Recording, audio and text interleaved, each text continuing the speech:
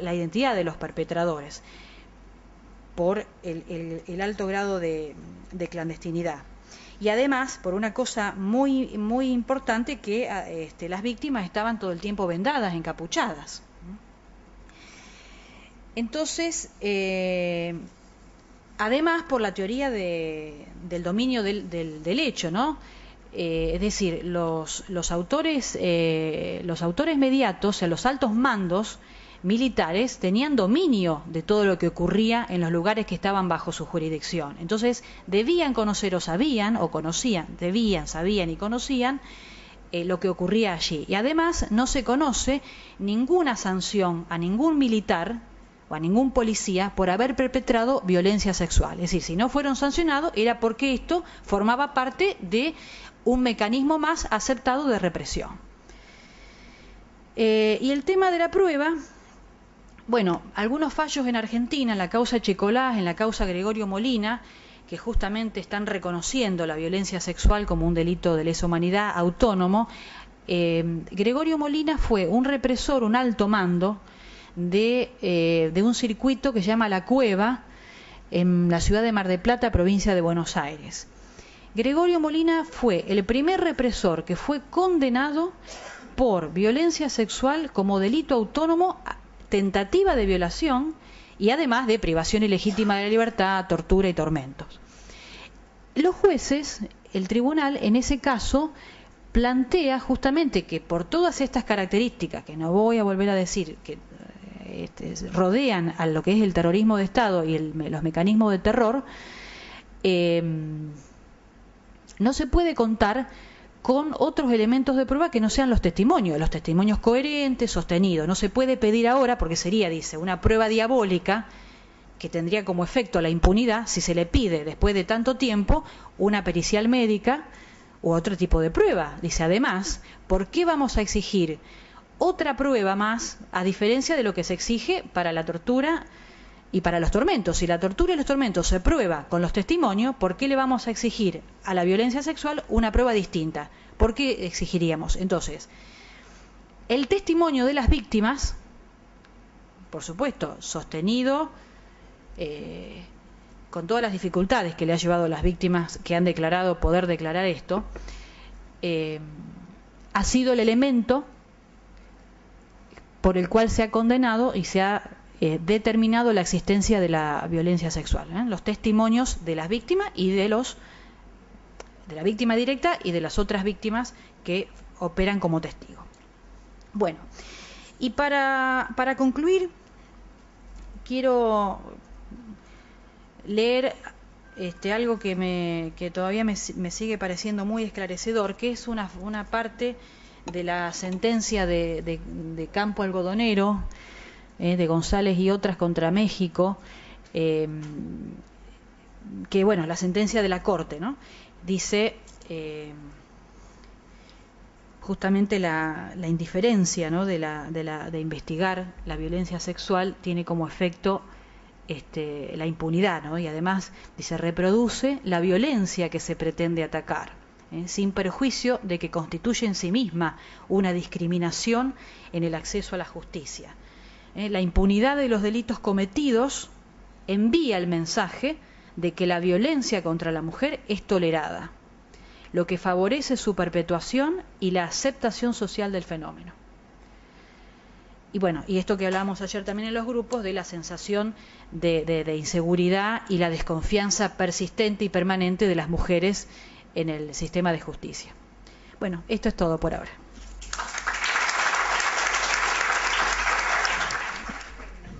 Muchísimas gracias, Analía. Y ahora sí, vamos a escuchar a la doctora Ana Lima de Uruguay con el caso Hellman, que ya estuvimos comentando. La doctora Ana Lima es abogada feminista, ex magistrada penal, integrante de CLADE en Uruguay, experta en derechos humanos de las mujeres, experta en derechos humanos y derechos humanos de las mujeres de la Fundación Internacional de Mujeres Juezas, Instituto Interamericano de Derechos Humanos, American University y la Universidad de Toronto.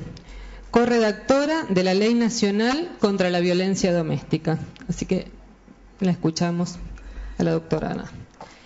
Muchas gracias. Buen día a todas y todos. Bienvenidas de nuevo. Lo que ha venido sucediendo estos días y la asunción de responsabilidad por parte de mi país nos llevó también a Analía y a mí a insistir y algunas declaraciones que se han escuchado, a insistir y reconceptualizar el marco teórico del Plan Cóndor como marco represivo. Además de los niveles que mencionaba Analía del Plan Cóndor, de los menos secretos a los más secretos, que fueron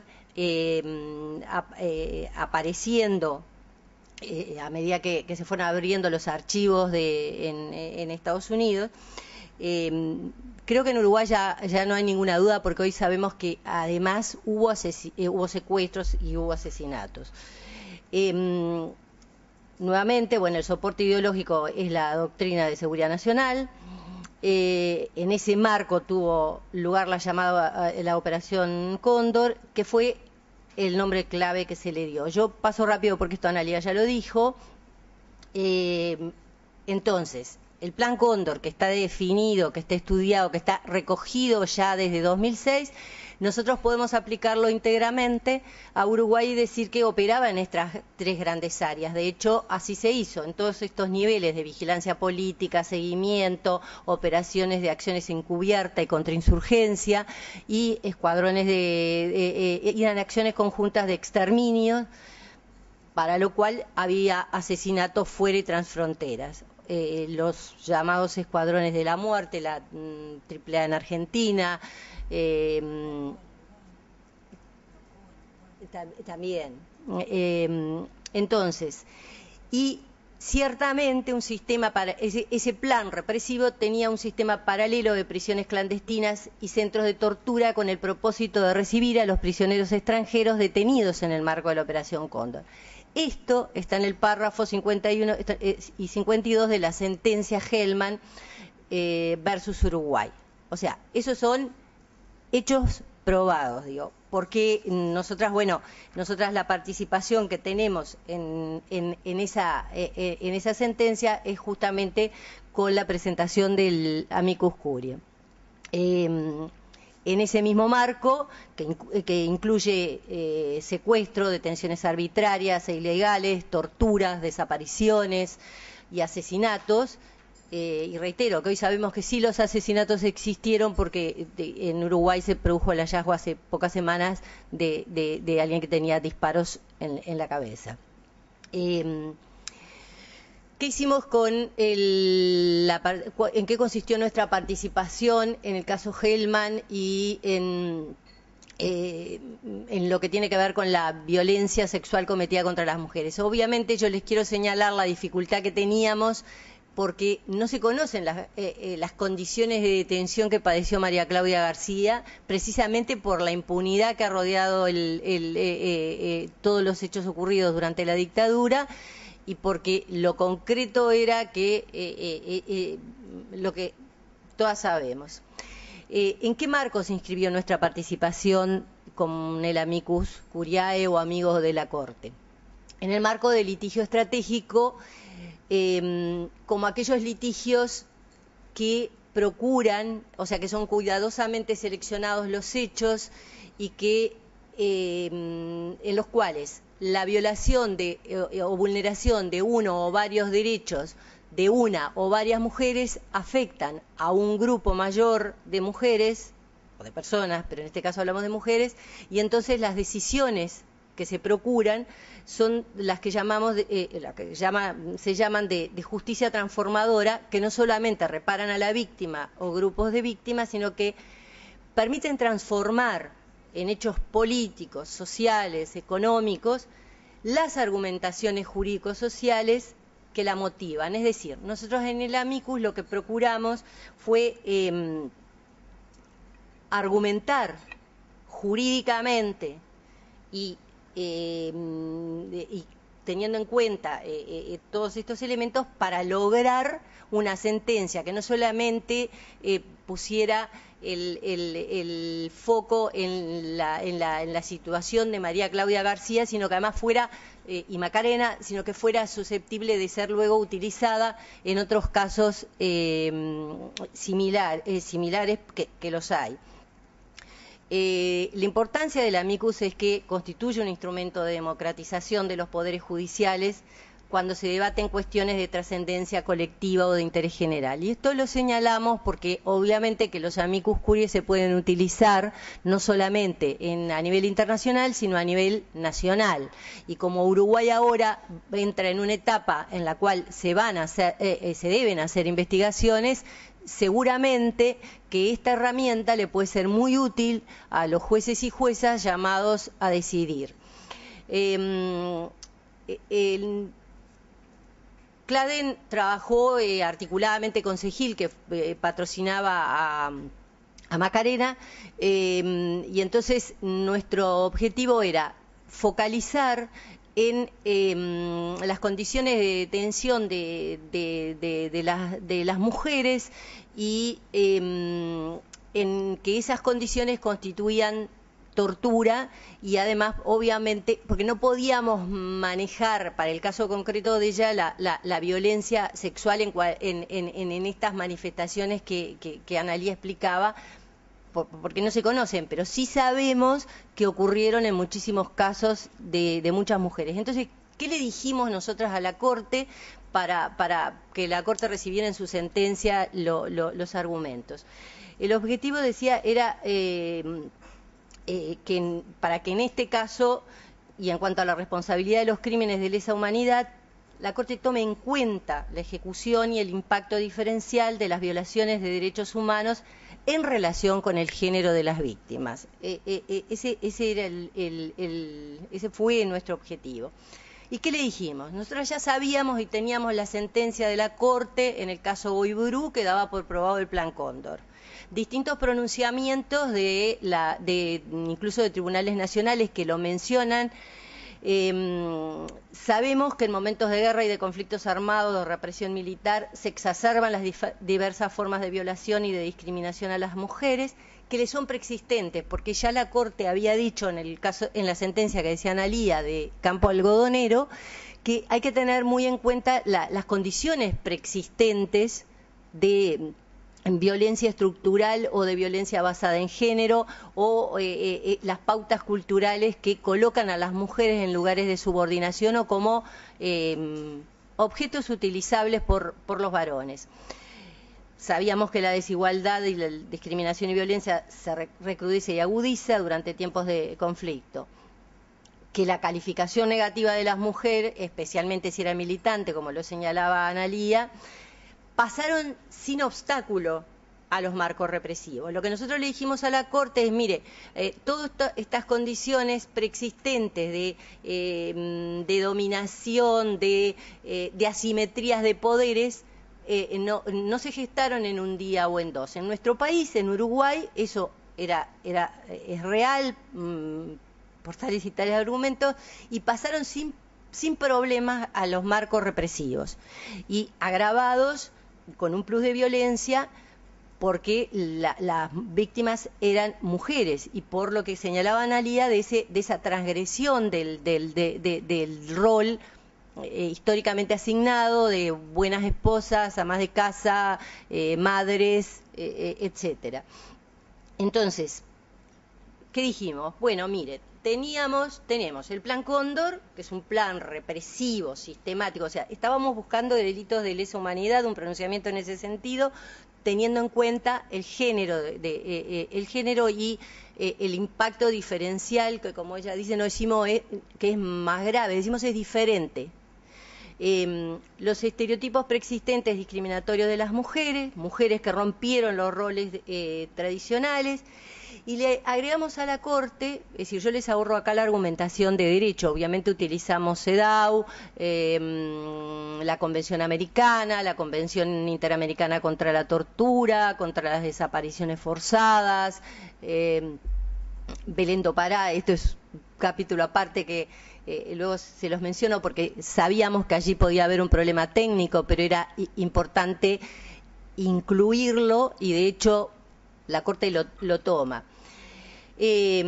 Dijimos, mire, la perspectiva de género, pues siempre estábamos pensando en que esa sentencia fuera útil no solamente para este caso, sino que abriera la puerta para que las mujeres que fueron secuestradas, torturadas, violadas y sujetas a violencia sexual puedan, si lo deciden, hacer su camino de lograr efectivizar el derecho a la verdad y justicia. Y dijimos que, bueno, que la perspectiva de género permite desmontar esa idea de que los conflictos son neutros y que los contextos de dictadura en nuestro país en Uruguay son realidades neutras. Y dijimos que justamente Naciones Unidas, mencionando expresamente las dictaduras ocurridas en América del Sur en esa década, en las décadas del 70, adopta la resolución 1325 que subraya la responsabilidad de todos los estados de poner fin a la impunidad, enjuiciar a culpables de genocidio, especialmente los relacionados con la violencia sexual y de otro tipo contra las mujeres y las niñas. Y en el 2008 adviertan todo el tiempo que pasa, ¿no? O sea, a partir de la Segunda Guerra se empieza a trabajar en el derecho internacional de los derechos humanos, pero miren cuando recién aparece y se empieza a visibilizar y se empiezan a tomar decisiones respecto a la violencia cometida contra las mujeres. En 2008 dice, la violación y otras formas de violencia sexual pueden constituir un crimen de guerra, un crimen de lesa humanidad o un acto constitutivo con respecto al genocidio. Todo eso nosotros se las dijimos, se lo dijimos a la Corte para que, lograr el pronunciamiento que en definitiva, si bien podía haber profundizado más ciertamente y fue una muy buena oportunidad, digo, yo acá rescaté, traigo párrafos de esa sentencia que creemos que son muy importantes. También nosotros mencionamos que en ese caso concreto las condiciones de confinamiento y aislamiento y la condición de mujer embarazada, luego lactante de María Claudia García, constituyen una especial situación de violencia cometida en base al género, porque la situación que padeció ella, y como ella, muchas otras mujeres, solamente la pueden padecer las mujeres, no la pueden padecer los varones. Le dimos a la Corte los testimonios que acá se había publicado en el libro de Maternidad Política en Prisión, del que transcribimos algunos de los testimonios. Son todos muy duros, pero transcribimos algunos en los cuales las mujeres relataban, en el que tratamos de dar un panorama de cuál era la gama de la violencia sexual que padecieron las presas uruguayas, que en primer lugar son coincidentes en muchos casos en que no buscaban información de tipo político, de inteligencia, contrainteligencia o lo que fuere, sino era nada, era el insulto con connotación sexual que relataba Analía, o en el caso de, es decir, una mujer que apenas entra al centro de detención clandestino, avisa a sus captores, a partir del momento que son secuestradas, encapuchadas, ya quedan en poder de los captores, ya pierden, ahí empieza la pérdida del propio cuerpo, del poder decidir y hacer nada.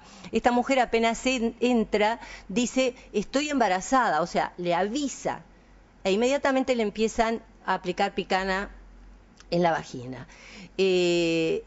Otra mujer cuenta que le dicen que la van a desnudar y entonces ella dice, yo dije, no me toquen, yo estaba roja como un tomate y estaba encapuchada. Y yo dije, qué suerte que por lo menos no me ven la cara, porque tengo la capucha. Y dije, no me toquen, yo me desnudo. Y el de otra mujer que traen donde ella está detenida a otra chica muy jovencita, severamente torturada, y entonces ella lo único, para consolarla, lo único que le preguntaba era si la habían violado, y le decía: decí cualquier cosa, vos decí cualquier cosa, pero no dejes que te violen. Esos testimonios nosotros se lo transcribimos a la Corte, y por supuesto que mencionamos el libro, digo, porque si bien no hicimos prueba, pero sí se puede aportar esos elementos. Repito, como forma de contextualizar en ese marco represivo generalizado del Plan Cóndor, tenido por probado el que estos delitos de violencia sexual, si bien en el caso de María Claudia no lo sabíamos con certeza, dijimos sí tenemos razones para presumir con grave certeza que se cometieron contra todas las mujeres, porque sí ya había desnudos forzados y había una foto que había circulado de, yo no sé si ustedes la recuerdan, de una mujer que está contra la pared y solamente tiene puesta la bombacha. Otra mujer, de otro testimonio que transcribimos, decía que no era que ella se sintiera cuando la manoseaban que era algo sexual, dice ella, era la humillación. Bueno, eso lo transcribimos. Y entonces pedimos que la Corte considerara que, porque no podíamos decir que había violencia sexual en el caso de María Claudia, porque lo que sabemos es lo que saben todos, es decir, el secuestro en Argentina, conducción a Uruguay, situación de aislamiento y confinamiento en el CID, haber parido a su hija y luego haberla amamantado. Sabemos que no tuvo ningún cuidado imprescindible en su condición de mujer embarazada y luego lactante. Entonces también trajimos a la amicus esa fundamentación del especial cuidado que requiere, porque eso también está contemplado en la Convención de Belén do Pará. Para nosotras fue todo un desafío no contribuir a reforzar el estereotipo de que las mujeres solo debemos ser cuidadas o protegidas por la ley o en el rol de la maternidad. Entonces lo que decidimos fue decirlo, se lo dijimos a la Corte, lo dijimos en el texto de la petición del memorial. Nosotras no queremos desde nuestra red y en este memorial profundizar el estereotipo que asigna únicamente el lugar de la maternidad, pero sí tenemos que decir que las condiciones de embarazo y haber tenido después a su hija ponen un plus en esa situación de vulnerabilidad a una mujer que está detenida, y además eso está contemplado por los tratados internacionales. ¿Qué dijo la Corte? Primero, bueno, la Corte por primera vez analiza la violencia de género contra mujeres detenidas clandestinas en el marco de una práctica sistemática de terrorismo de Estado a nivel interestatal, y califica esos ilícitos como delitos de lesa humanidad. Acá le señalo los párrafos. En esta nota 113 lo dice clarito y en una frase: por ende puede ser calificada como un crimen de lesa humanidad.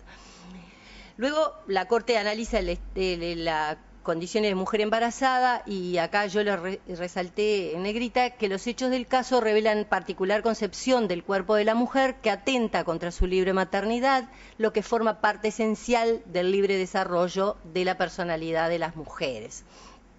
Y la Corte todavía agrega que eso es tanto más grave si se da en un contexto de desapariciones forzadas en el marco de la Operación Cóndor. Por eso nosotras hoy insistíamos en que eso no se tiene que olvidar y hay que tener presente. ¿Por qué? Por la implicancia que eso va a tener después en la valoración de la prueba y cuando los jueces y juezas tengan que juzgar estos delitos como delitos de lesa humanidad y, por tanto, imprescriptibles.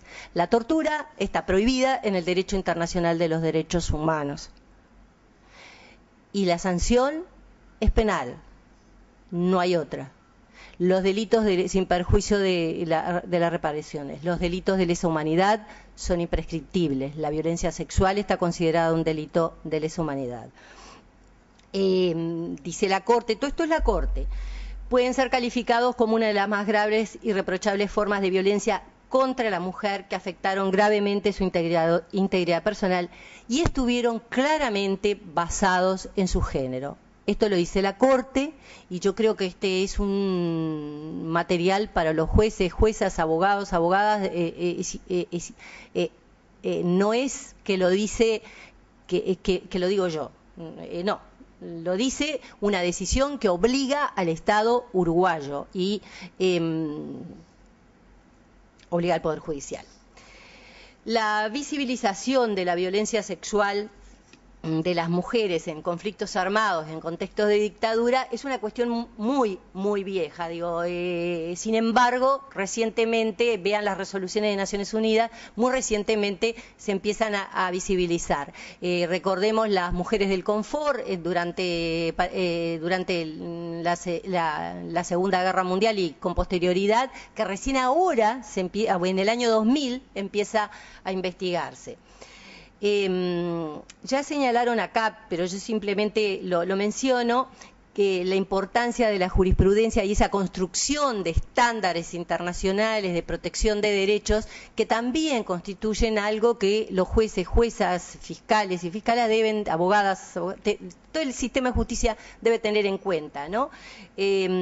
Esta sentencia del Tribunal Penal Internacional para Ruanda, que es contra Akayesu, reconoce la violación y la violencia sexual como actos constitutivos de genocidio y lo define de forma amplia, como lo señalaba Analía, como invasión física de naturaleza sexual, y establece que la desnudez forzada califica como forma de tratamiento inhumano.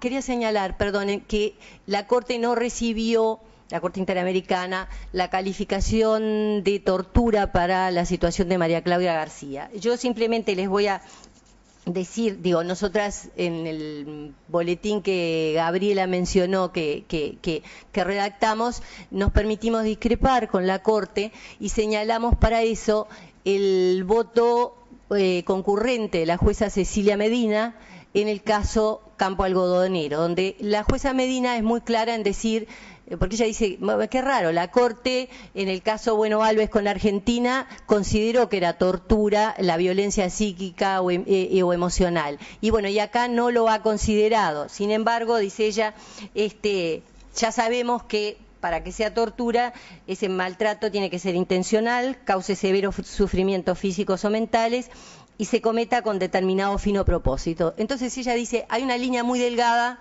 entre los tratos crueles, inhumanos y degradantes y la tortura. En definitiva, la Corte optó por por tomar la gravedad de los actos para considerarlo tortura. Realmente a nosotras nos pareció una pena que la Corte no lo haya considerado tortura, precisamente por el texto de la propia sentencia, ¿no? Que con todo lo que yo les acabo de leer y más, claramente podía haber sido considerado. Pero bueno,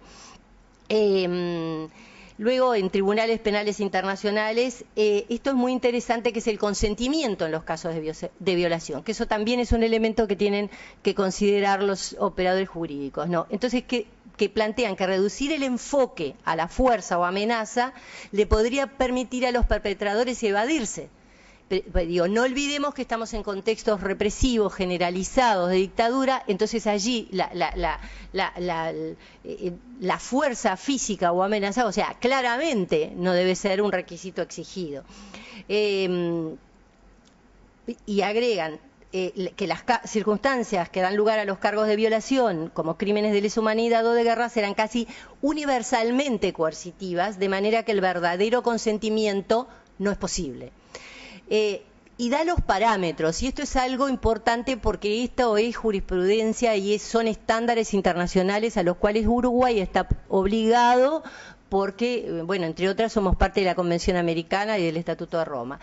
Que la voluntad de la víctima se vea sobrepasada, que el sometimiento es de manera involuntaria, y esta sentencia que yo les menciono menciona el Código Penal uruguayo, con este capítulo tan espantoso de delitos sexuales, pero lo menciona porque dice que el principio básico común a los sistemas legales, incluido Uruguay, es que se penaliza las violaciones graves a la autonomía sexual de las personas, y lo hace razonando ¿qué es el consentimiento? Y como es absolutamente imposible que una mujer que esté en esas condiciones pueda consentir de ninguna manera una violencia sexual.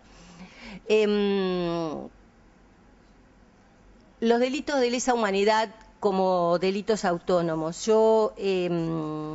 Está extractado de la sentencia del doctor Daniel Beja, juez federal tucumano, que compartió con nosotras en diciembre la presentación del amicus.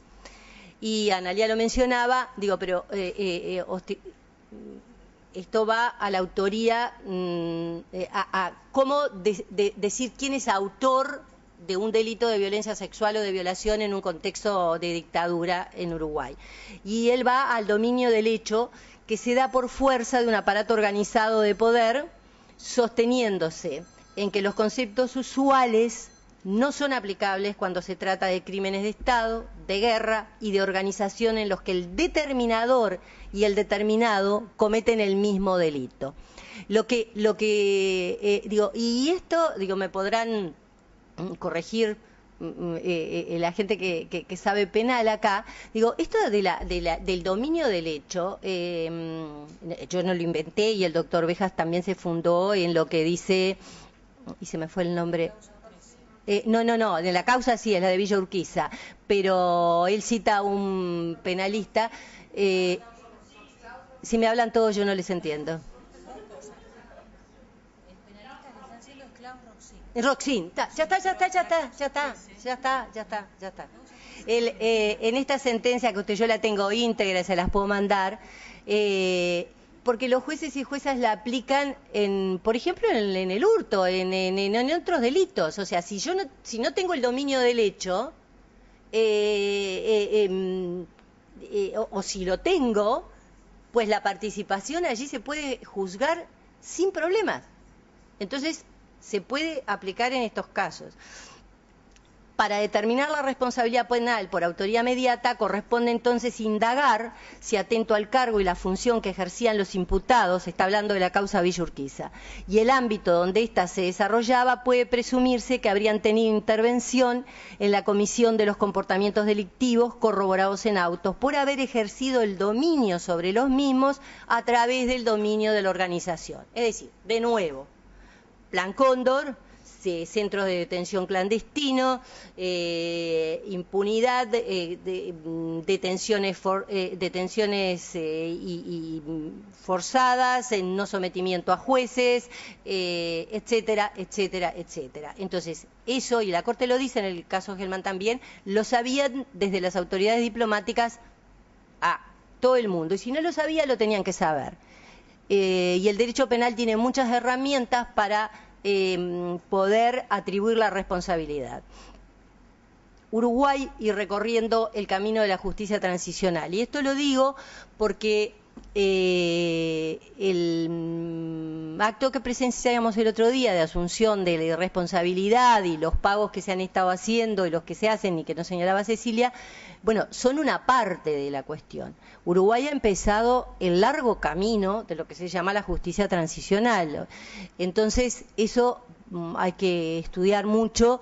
Yo no quise meterme mucho porque tengo todavía que estudiar bastante la cuestión, pero sí les cuento que, por ejemplo, en Argentina se ha hecho la semana pasada o hace 2 semanas un curso muy intensivo sobre justicia transicional, y en la que yo sé que ha participado Uruguay, porque en definitiva de acá nos vienen los conceptos que tenemos que trabajar. Pautas imposibles de obviar por el Estado: el derecho a la verdad, a conocer lo ocurrido; el derecho a la justicia, que demanda la imprescriptibilidad de crímenes atroces y la identificación y penalización de los victimarios; y finalmente el derecho a la reparación, que pretende compensar a las víctimas, no solo material, sino colectiva y simbólicamente. El derecho a la verdad, yo ayer lo decía, el derecho a la verdad es el derecho a saber qué, quién, cómo, cuándo, dónde y por qué. Y es un derecho de la humanidad y es un derecho nuestro como ciudadanos saber. O sea, no es que comprendemos el dolor de las víctimas y de los familiares. No. acá es una cuestión de que no se puede, esto hay que hacerlo, es decir, no dejaríamos algo sin juzgar. Por la consolidación democrática, por la garantía de no repetición. La sentencia Gelman contiene instrucciones precisas para el Estado uruguayo de capacitación a sus jueces, juezas, magistrados fiscales, le dice hasta el lugar, le dice que debe ser en el CEJU, en el Centro de Estudios Judiciales del Uruguay, de la realización de protocolos, de la derogación y la eliminación de todo obstáculo a averiguar qué es lo que pasó, a identificar, sancionar a los culpables y hacer las reparaciones que haya que hacer. No hay ningún impedimento para que también se sancione a los funcionarios que participaron. Esa consolidación depende en gran medida de la conjunción de factores y del manejo que se haga de los mismos. Acá me falta una diapositiva, obviamente, porque en esta consolidación son protagonistas los movimientos sociales, el Estado a través de todos sus poderes y obviamente las víctimas. Entonces, los poderes políticos y las voluntades políticas, y de la conjunción de esos factores y del manejo que se le haga de los mismos para lograr la transición hacia la paz. Este Centro Internacional para la Justicia Transicional tiene material muy interesante, libros muy interesantes. Acá tienen los links. Muchas gracias.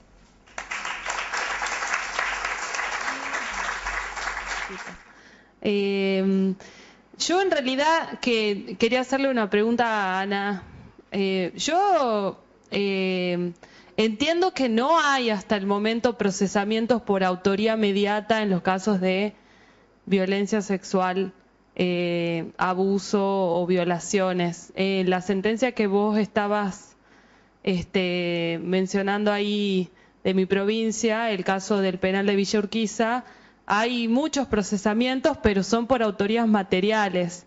Entonces, como que ahí, digamos, es complicado cómo se le achaca la responsabilidad a los autores mediatos por los delitos sexuales. Hasta ahora no se ha podido. Todos los casos donde se han producido procesamientos, en Tucumán, el caso de Mar del Plata también, que ya tiene confirmación de la casación penal, siempre el responsable, el imputado, va en calidad de autor material. Entonces, bueno, como que esa parte creo que es complicada y que es un paso que todavía no hemos podido dar y que habría que pensar en estrategias para poder hacerlo en el marco de los juicios que se van a venir ahora, sobre todo porque, bueno, uno de los juicios sobre los que hay procesamiento, que también es del juez Bejas, que es el caso de Arsenales, Miguel de Ascuénaga, que fue el centro clandestino de detención más grande de Tucumán. Justamente ayer se produjeron las 3 primeras identificaciones de detenidos desaparecidos que fueron asesinados e inhumados en fosas clandestinas en Arsenales. Y ahí también hay denuncias de violencia sexual y los procesamientos que hubo, a pesar de que hay testimonios de que era una práctica común y generalizada entre las mujeres, son también para gendarmes que hacían la guarda del arsenal y en calidad de autoría material, ¿no? Así que bueno, eso. Importantísima la disertación de Analía y de Ana. Creo que de cierta manera lo hablado y lo tratado en este taller nos motiva a los magistrados de otras latitudes a impulsar este tipo de tratamiento penal a los delitos sexuales. En el Perú concretamente tenemos el caso Manta y Vilca, que es un caso que está avanzando un poco, que no sabemos el futuro que va a tener. Y tenemos un caso que en este momento está en investigación fiscal, que es de violaciones sexuales masivas en las bases militares de Santa Rosa y Capaya, en la zona andina de mi país, Huancavelica, el sur del país, zona andina, en donde lo comenté en algún momento, el fiscal provincial archivó, a pesar de haber decenas de violaciones sexuales practicadas por militares en la persona de las mujeres que iban a averiguar por sus esposos o por sus hermanos, pero que como él no encontró autores materiales, archivó el caso. Llegó a mi despacho y entonces traté de darle un panorama amplio al fiscal y le dije, fíjese usted que esto ha ocurrido en una zona de conflicto, en un contexto de poder, donde este delito puede ser enfocado, como lo dice las sentencias del Tribunal Penal Internacional para la ex Yugoslavia, Foca, Celebechi, Akayesu, etcétera, para Ruanda, puede ser enfocado perfectamente no solo como un crimen de lesa humanidad, sino que podemos explorar el tema de la autoría inmediata por dominio de organización. Entonces le produjo una resolución bonita y lo envié para que él continúe trabajando en este tema. Ha pasado un año, no hay resultados, pero se está trabajando. Hay otro caso que sí ya está en investigación judicial, que es el caso de Montesa Benavides, una detenida por terrorismo que fue no solamente torturada, sino violada sexualmente, donde la propia fiscal denunció únicamente por actos de tortura. Subió también para ser revisada esta resolución en segunda instancia, no lo resolví yo, sino un colega mío, y le dijo, oiga, aquí hay un tema de autoría inmediata por dominio de organización, por la estructura de poder donde esto se dio. Entonces, son pequeños avances, ahora esto ha sido denunciado judicialmente, no hay sentencias, son pequeños avances, pero en el que creo que debemos de establecer no solamente como una red de contacto, sino red de apoyo a los magistrados que estamos viendo estos casos a efectos de fortalecer y lograr sentencias. Quiero obtener de ustedes el compromiso de apoyar no solo mi despacho, sino el subsistema donde trabajo para poder lograr obtener sentencias, claros precedentes judiciales del tema de la autoría inmediata por dominio de organización en este tipo de crímenes, porque creo que el tema de que sea un crimen de lesa humanidad ya está mejor entendido. Gracias. Hola, sí. En primer lugar, felicitarle a las compañeras excelentes.